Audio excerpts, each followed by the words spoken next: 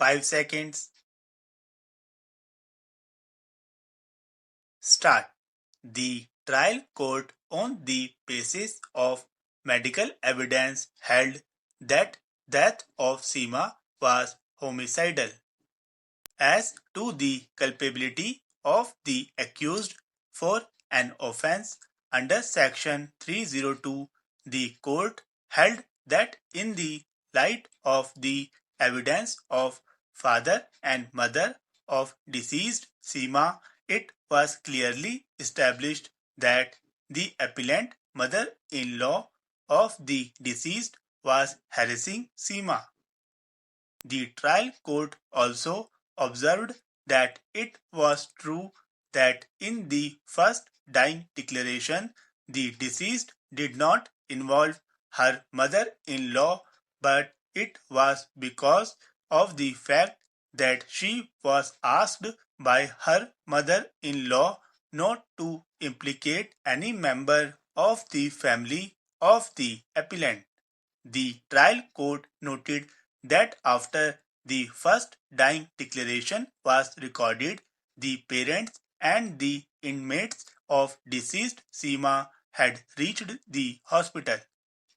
The deceased could get courage to state true facts, and again the special judicial magistrate was called and the second dying declaration was recorded, in which she disclosed true and correct facts.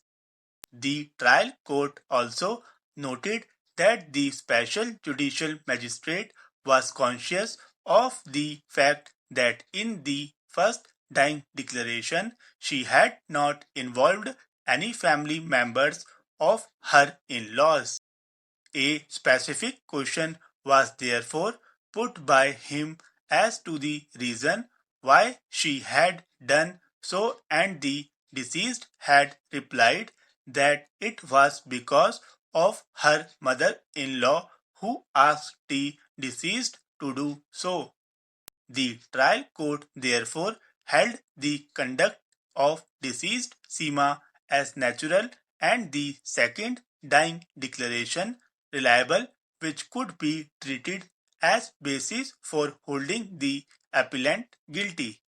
The trial court also observed that from the evidence of PW2, father of the deceased, and PW3, mother of the deceased, it was proved that Seema was ill-treated by her in-laws and particularly the appellant mother-in-law.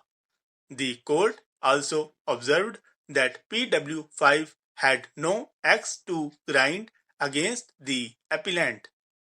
PW5 stated that on being questioned, Seema stated that she was burnt by her mother-in-law by throwing burning kerosene lamp on her, but she had not stated so in the previous dying declaration because of the insistence of her mother-in-law.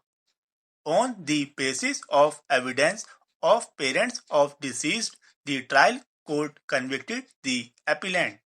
The learned counsel for the appellant contended that both the courts have committed an error of law in relying upon the second dying declaration. It was contended that the first dying declaration was correct and the deceased had stated true facts in the said declaration.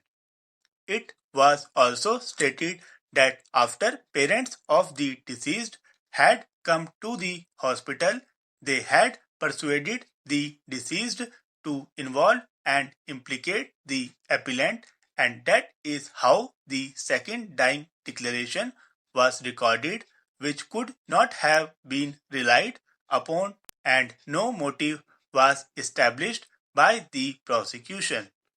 It was therefore submitted that the appeal deserves to be allowed by setting aside the order passed by the trial court and confirmed by the High Court.